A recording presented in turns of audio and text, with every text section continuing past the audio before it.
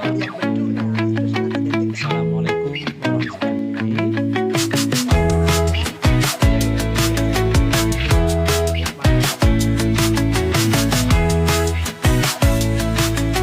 Sudah bahasa Jawi ya kan begitu Pak ya. Sebagai orang Indonesia yang mengenal kata bahan, saya kira ketika saya dihadapkan pada aksara Jawi yang ba alif hn, saya akan baca bahan. Ya. Karena saya nggak akan menemukan dalam perbendaraan bahasa saya, kayaknya nggak mungkin deh dibaca bahun, karena nggak ada dalam bahasa kita bahun, bahin gitu kan. Nah, yang mendrive itu, yang memerintahkan kita untuk membaca bahan itu kan bukan pengetahuan kaidah gitu Pak ya. Iya. Ya kembali Pak, mungkin ya ini mungkin Iya, betul. apa Nah, namanya? itu menarik pertanyaannya. Saya sering mengatakan Kan saya coba agak dekat. ya, saya sering mengatakan dengan mahasiswa karena saya terus terang udah sejak dari Brunei kemarin diserai tugas untuk mengampu mata kuliah aksara Jawi ini. Saya katakan dengan mahasiswa secara guyon, tetapi sesungguhnya itu kebetulan bahwa saya akan mengajarkan kaidah. Tetapi tolong kaidah ini jangan dipegang mati, jangan kaku, dia harus fleksibel. Kenapa? Karena pada suatu saat kaidah ini tidak berlaku. Yang berlaku apa? Seperti yang saya bilang tadi, feeling kita, latar belakang bahasa kita. Seperti tadi dikatakan, ini dalam bahasa Indonesia tidak ada kata bahin, bahun. Kalau pas kebetulan seperti itu, Iya, ya aman. Iya, betul. Tapi kalau kebetulan ada, kan bingung lagi. Kalau hanya mengandalkan feeling. Iya, betul.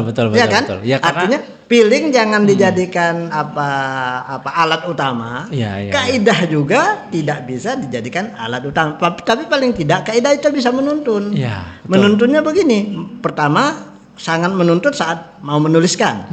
Itu mutlak. Mutlak harus punya kaidah. Sebab tanpa ada kaidah yang kita pahami, kita akan menulis sembarangan. Dengan feeling saja pasti banyak sekali salahnya. Tapi untuk membaca tadi memang betul banyak sekali menggunakan feeling itu menjadi benar.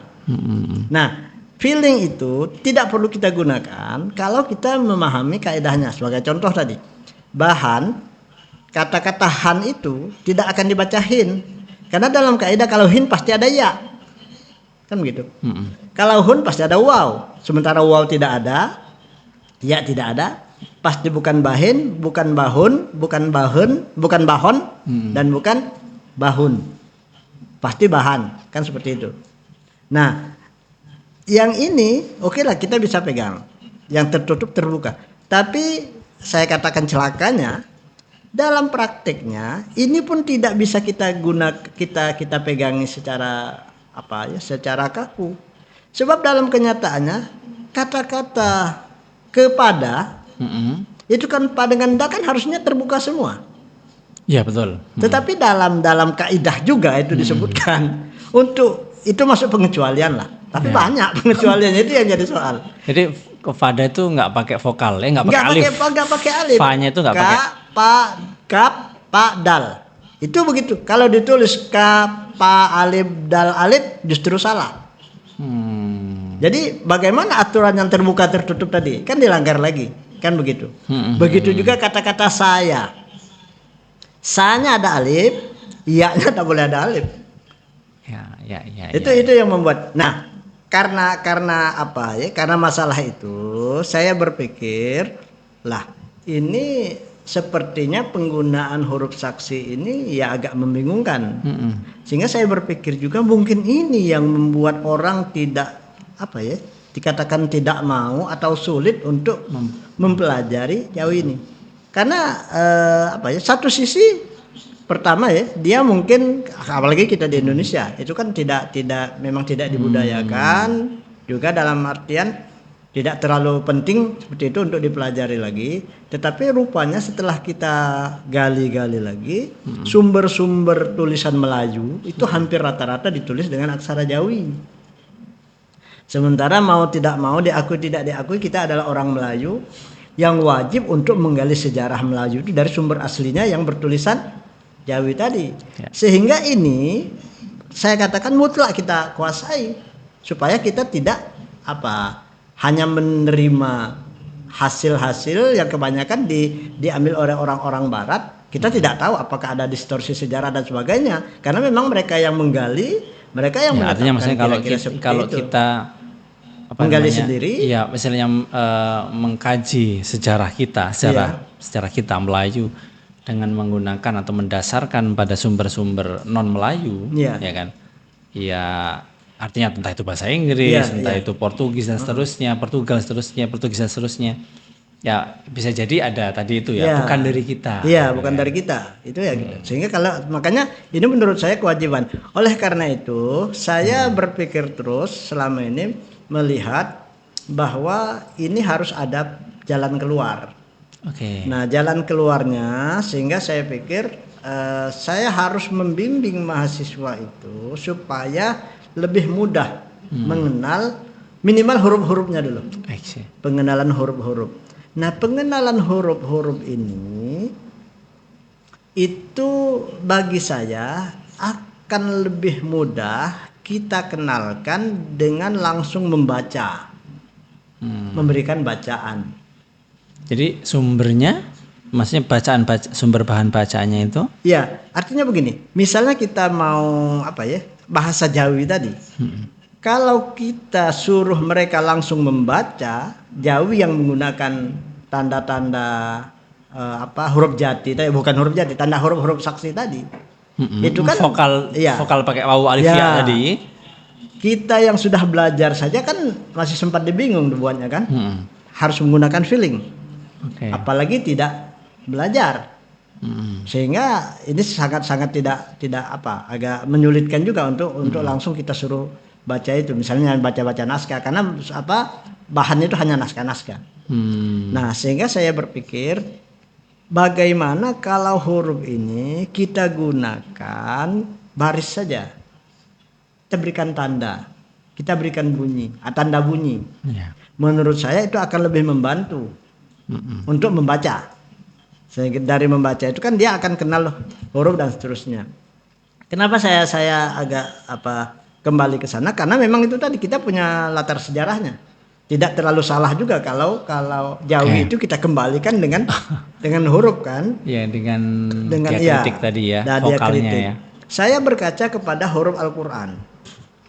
Huruf Al-Qur'an itu cara membacanya itu sangat sangat ajek ya istilah orang itu. Sehingga dia selamanya yang namanya baris bawah itu pasti I, selamanya baris atas itu A, selamanya doma itu U. Sehingga dan suatu mukjizat juga Al-Qur'an itu orang bangsa manapun bisa membacanya. Karena dia konsisten. Karena konsisten kan? Karena dia tidak berubah-ubah. Nah, oleh karena itu saya anggap ini bisa dimanfaatkan minimal untuk A, I, U-nya itu kita mengacu ke sana sehingga ini sudah membantu untuk membaca. Nah, rupanya ada kesulitan juga. Kesulitan kalau kita hanya menggunakan A, I, U saja. Bagaimana membaca bahasa Indonesia, membuat bahan bacaan bahasa Indonesia. EO-nya bagaimana? Kalau ujung-ujungnya kan kembali lagi ke huruf tadi. Sehingga saya berpikir ini harus ada solusi. Kita carikan lambang tertentu untuk bunyi E dan bunyi O.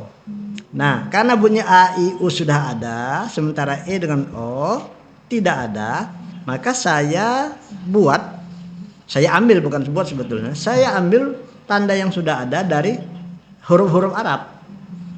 Untuk O, saya gunakan tanda sukun.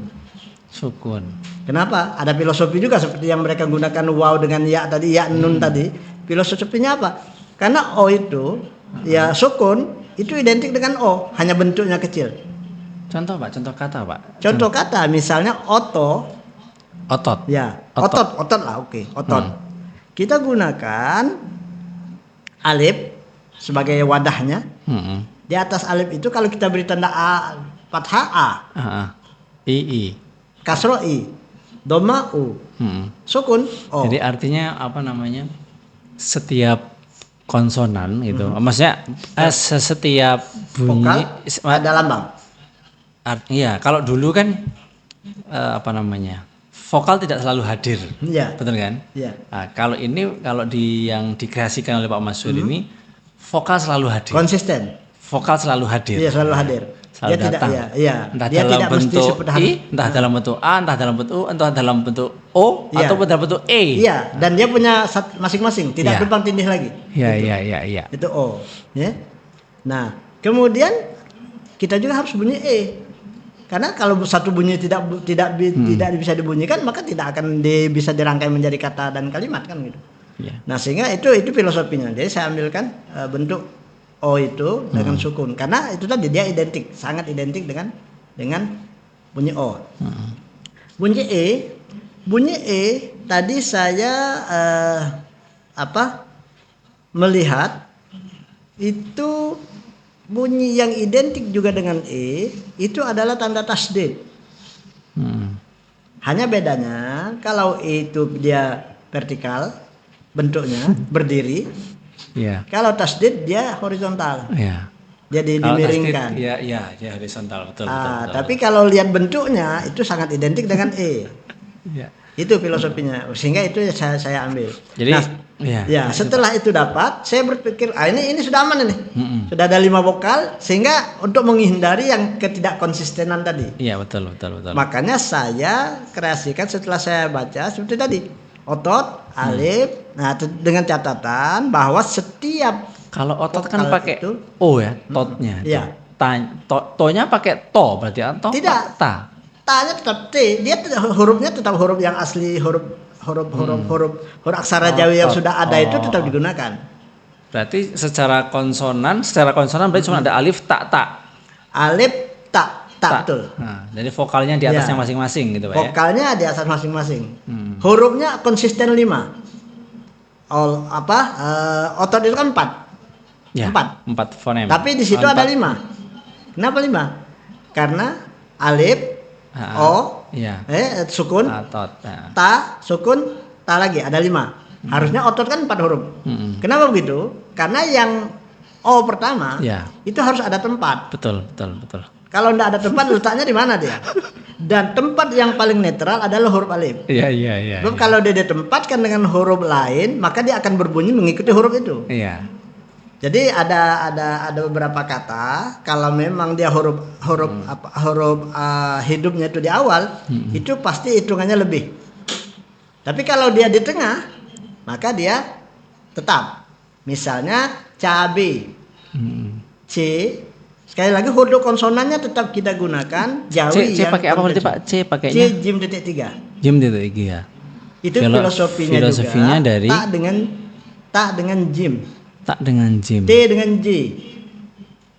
Titik ta itu ada 2. Titik jim 1 sehingga titiknya ada 3. Wadahnya digunakan jim. Kenapa dia tidak menggunakan wadah ta? Karena bisa menjadi sa nantinya. Dan keliru juga dengan nya, kan gitu. Kalau dia bentuknya lurus, kan C. Nah, jadi kalau cabe C baris atas 2 huruf, B ba tasdid. Dengan tasdid. Pas 4 dia. Karena awalnya bukan dari huruf. Iya. Jadi kalau saya boleh menyimpulkan versi saya gitu maksudnya. Jadi Jawi yang Pak Masyur kreasikan ini adalah upaya Pak Masyur untuk memperkenalkan generasi kita hari ini terhadap Arab Jawi. Karena kalau usaha Pak Masyur ini digunakan untuk agar anak mampu atau kita generasi sekarang mampu membaca naskah kan berbeda. Iya, betul. Sistem tulisannya berbeda. Betul. Realisasi vokalnya beda. Iya, betul. Tapi lebih ke anak-anak kita atau generasi hari ini dikenalkan dengan Jawi. Betul.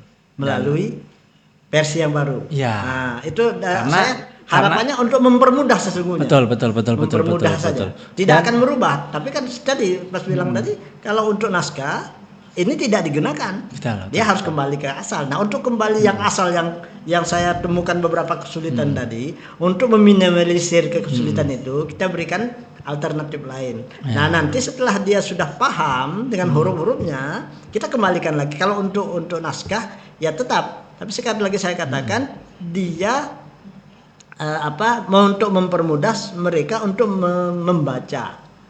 supaya familiar lah bagi mereka. Sehingga kita tidak harus menyuruh mereka membaca naskah. Betul. Kita bisa suruh membaca dan menulis. Bahkan baru-baru ini saya sudah tugaskan mahasiswa itu mentransliterasi satu buku bacaan yang harus ditulis, dan insya Allah saya akan mendapat satu bahan ajar dengan tulisan itu. Ya. Kalau izin ini Pak Mansur nih, kalau seandainya ada dari audien kita ini kebetulan yang melihat gitu ya, mendengarkan podcast ini, terlebih beberapa bulan yang lalu kita kedatangan tamu dari Dinas Kebudayaan Provinsi kalau tidak salah ya, yang sedang mengupayakan gitu ya adanya atau pengenalan Arab Jawi bagi generasi kita hari ini. Saya kira metode Pak Mansur bisa lebih mudah gitu ya digunakan oleh anak-anak kita hari ini, karena kemiripannya dengan bahasa Indonesia kan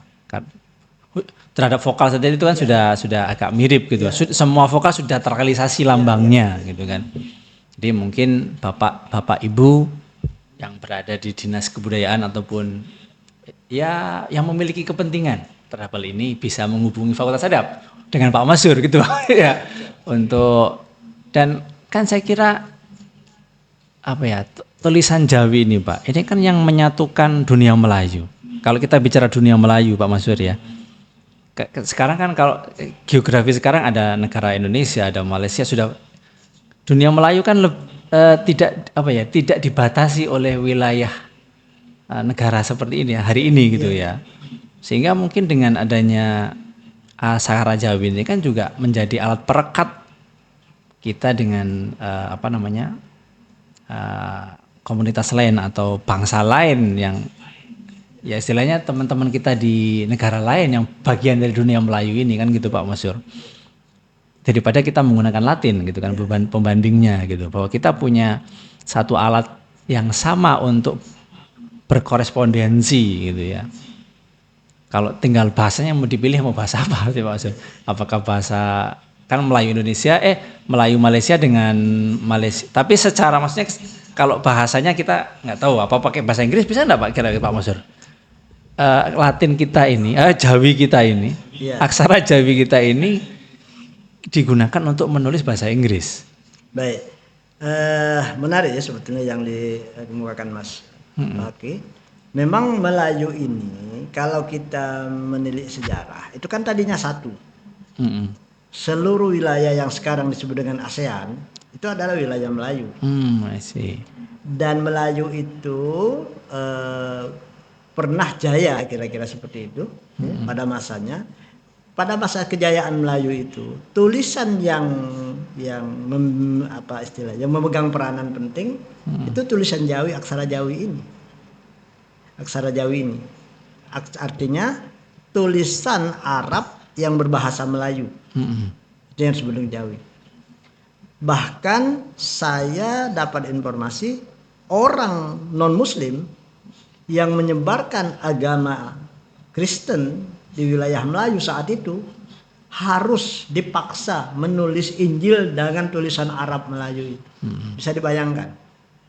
Kemudian ada beberapa bukti sejarah juga bagaimana Raja Inggris atau Raja Portugal menulis surat izin berdagang ke Ternate, dan suratnya masih ada itu, mungkin di Belanda atau di mana itu, saya punya di buku ada referensinya.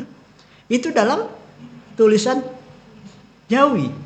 Orang Portugal menulis karena saat itu orang Melayu itu satu-satunya tulisan yang berlaku yang bisa dibaca oleh orang Melayu hanya tulisan Jawi ini, Arab Melayu itu.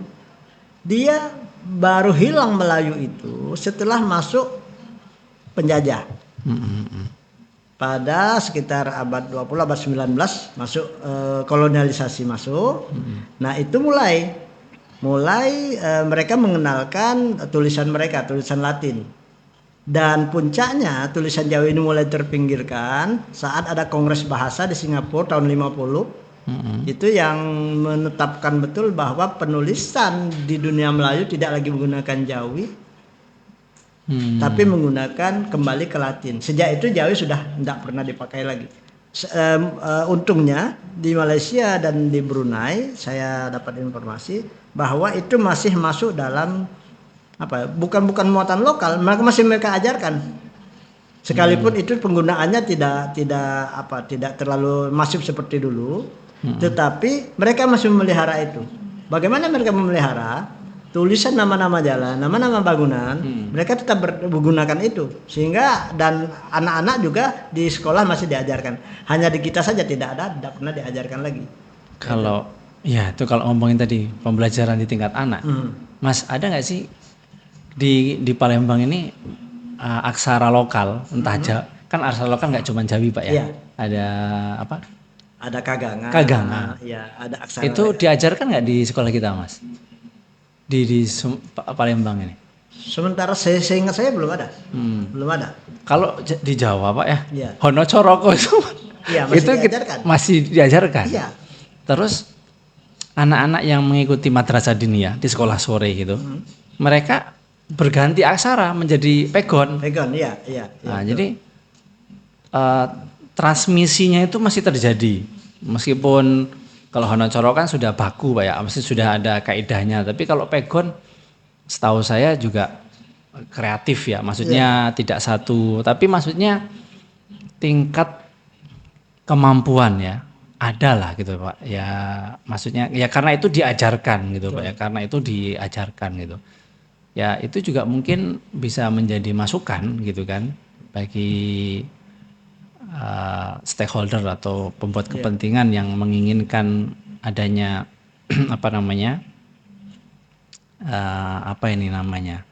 konservasi terhadap kekayaan lokal kita berupa aksara itu tadi itu ya, untuk dimasukkan dari bagian dari materi lokal. Ya pelajaran materi belajar anak kita yang tadi SD, yang tadi SMP, yang tadi SMA gitu ya.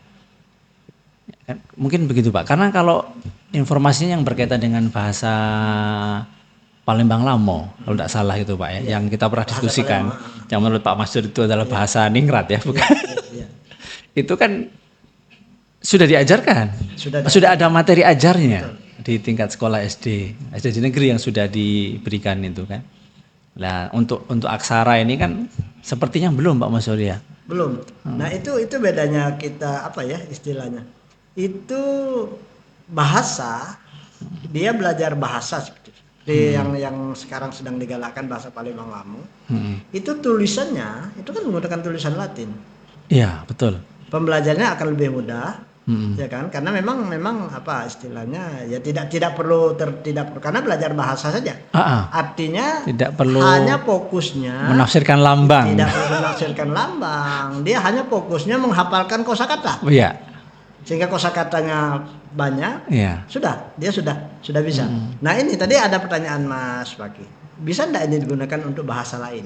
Iya, bahasa Inggris tadi contoh lah, sebagai contoh karena hari ini itulah yang bahasa yang digunakan oleh komunitas global gitu. Saya belum melihat itu ada bahasa Inggris, ya. Saya saja yang belum melihat mungkin mungkin ada, saya belum tahu. Yang ditulis pakai aksara Jawi, bahasa selain Melayu maksud saya. Iya. Kalau bahasa yang ditulis di Nusantara, yang bahasa ditulis dengan huruf Arab, itu ngalagena di Sunda ada. Saya pernah baca. Bahasanya Sunda, tulisannya Arab. Saya nggak tahu. Mereka bilang pegon juga atau apa, lupa saya namanya. Di Jawa ada bahasa Jawa ditulisan pegon namanya. Di luar itu hanya itu. Di luar Jawa dengan Sunda itu, baru ingat saya kemarin waktu kita ikut nggak di Sungsang? Pernah. Itu namanya mereka sebelum corona itu kan? Serang gitu ya, aksara Serang mereka nyebutnya itu kan. Bahasa Bugis ditulis pakai aksara Arab. Artinya kan semua bahasa bisa, tetapi saya katakan saya belum menemukan kalau bahasa Inggris ditulis pakai aksara Jawi atau Arab, huruf aksara Arab itu. Kalau kita baca, kalau bahasa Arab itu, saya agak lupa juga itu Pak. Kan kalau kita bicara tentang writing system, gitu kan ada silebik gitu kan Pak. Ada yang berbasis suku kata seperti kaganga gitu ya. Yang berbasis fonem, fonografi gitu kan, seperti abjad lah gitu kan. Satu bunyi, satu lambang. Betul. Ada yang justru kayak bahasa Cina itu satu lambang, satu kata, morfem ya. Jadi morfem basisnya kan gitu. Kalau bahasa Arab itu kan sepertinya juga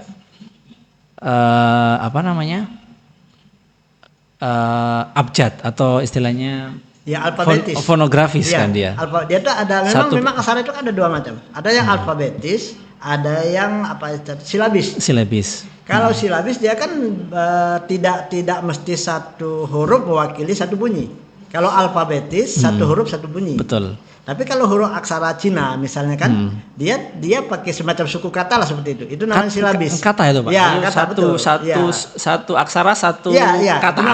Itu namanya aksara silabis ya. Ada dua macam itu yang silabis gitu kan istilahnya. Nah, saya katakan tadi kenapa saya lebih membuat semacam inovasi seperti ini.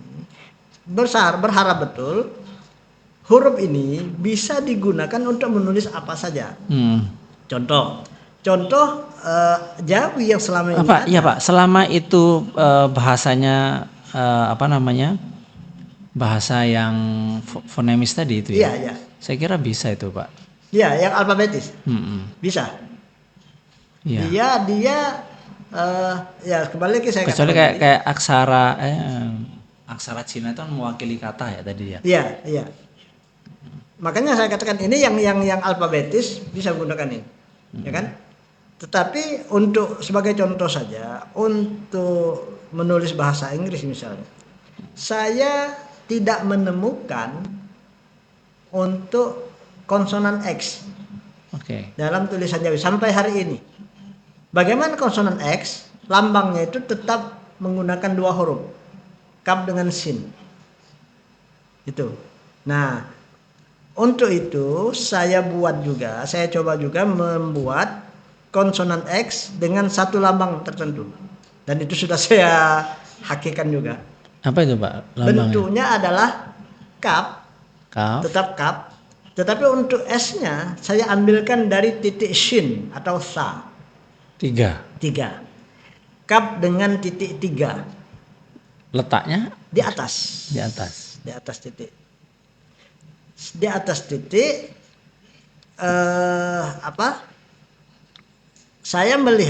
Saya berkaca dengan huruf G. G itu adalah kaf dengan titik. Kaf dengan titik. G. Kenapa kaf dengan titik?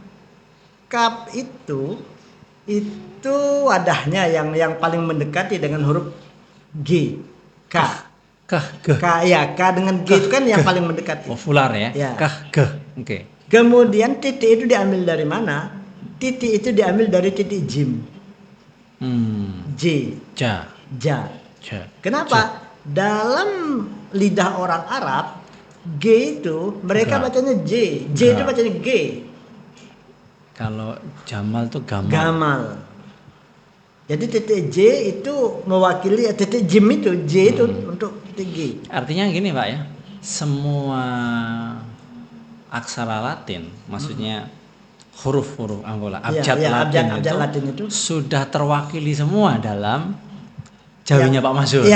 Begitu. Kira-kira begitu. Sehingga dengan begitu saya kira bisa semua huruf, semua bahasa bisa.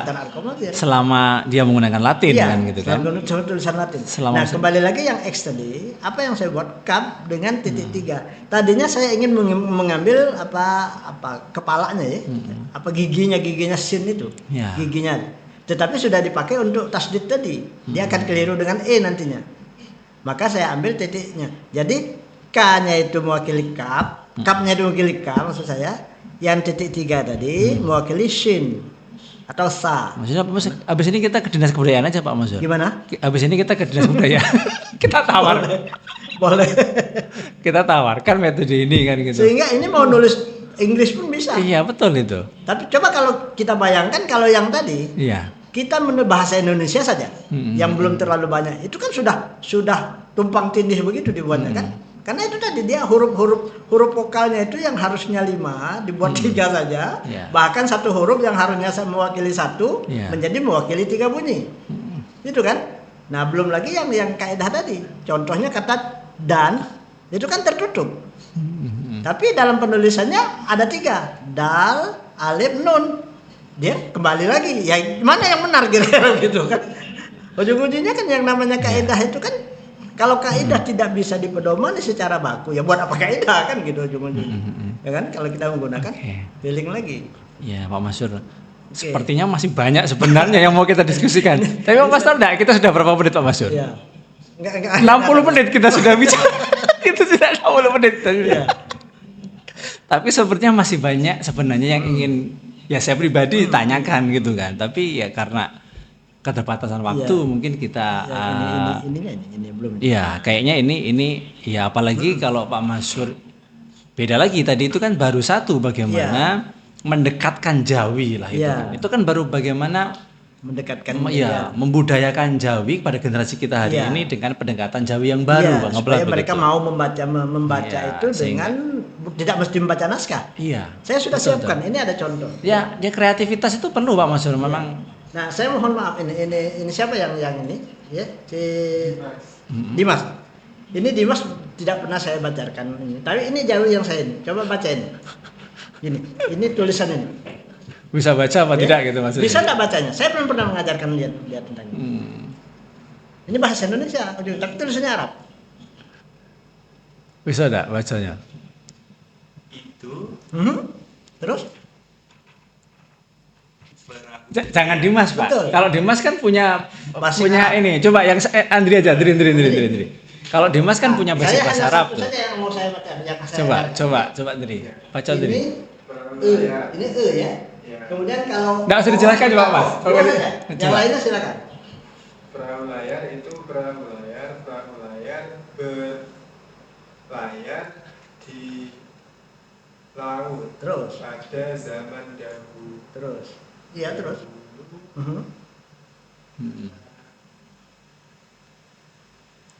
Betul, pada zaman dahulu. Pada zaman dahulu orang betul berlayar dengan perahu layar. Terus lanjutkan sampai habis. Apa tadi? Pada enggak bisa tadi. Bingung. Nah, ini sudah bisa baca kan?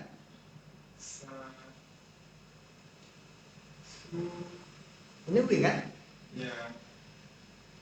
Suwitro. Sa dengan Wi bacanya? Su. Nah, sa dengan Wi. Dengan bau ya? Iya. Suwa. Sau. Sau. Saudagar. Oh ya, saudagar membawa barang. Ya, artinya kan hanya beberapa saja. iya, tingkat terbacaannya nggak pernah 70%. Ya itu ke Pak Masyur ya. Itu kan tanpa diajarkan maksud saya kan? Tanpa diajarkan dan tidak memiliki latar belakang pendidikan. Ya meskipun pernah itu ya. Sebagai muslim juga pasti banyak kurang. Iya gitu. Ya jadi ya memang ya menurut saya itu Pak Masyur. Jadi ini upaya untuk mendekatkan tadi kan Jawi dengan anak-anak kita lah itu. Kalau kita dekatkan dengan yang model lama itu, ya, mereka mesti sudah antipati mereka sudah langsung gelap begitu. Saya bayangkan, saya kan kebetulan setiap semester itu ngajar kan. Sudah ngajar itu satu semester bahkan setengah semester, hasilnya tidak pernah memuaskan karena mereka terlalu banyak yang mau diingat terlalu. Kemudian apa yang diingat pun itu tidak mesti harus diterapkan. Itu yang menjadi kesulitan mereka. Ya, kan berarti memang usaha kita itu sekarang yaitu Pak, kita bagaimana mendekatkan Jawi gitu mulai introduce ulang lah istilahnya. Bahwa ini ada satu kekayaan kita yang hilang gitu ya. Kita kenalkan tapi dengan kemasan baru gitu Pak Mas. Bukan yang kita kenalkan apa yang sudah disimpan oleh bapak kita dulu, tapi yang tanpa mengurangi itu tadi. Dan itu tetap digunakan. Iya, betul. Semua konsonannya tetap dipakai.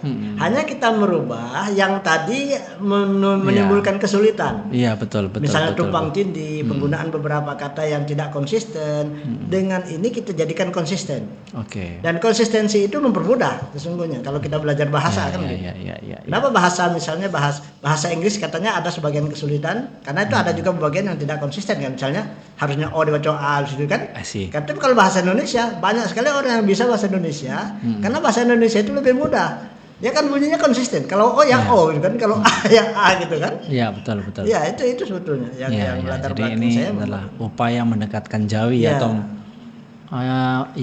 mendekatkan menggunakan kembali lah menghidupkan kembali. Dan perlu diingat satu lagi Mas Fakih yang perlu dicatat, saya berobsesi betul kalau ini sudah mereka akan familiar lagi dengan huruf-huruf Arab lah kasarnya itu kan, sehingga tidak menutup kemungkinan itu akan mendekatkan mereka juga untuk membaca Al-Quran dalam hari ini huruf-huruf Arab itu tidak mesti dari bawah sama sekali.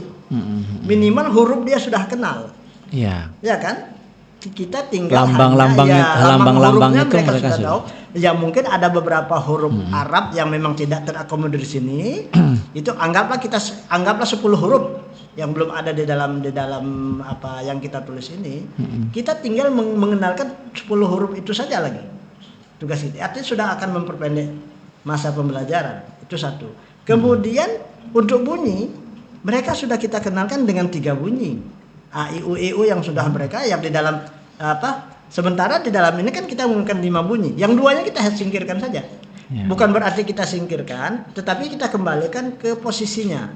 Misalnya O tadi kita berikan penegasan bahwa ini bukan O saat kita sudah kembali ke aslinya, bahwa ini tanda mati. Yang ini bukan E tapi tanda tanda tasdid, tanda huruf double.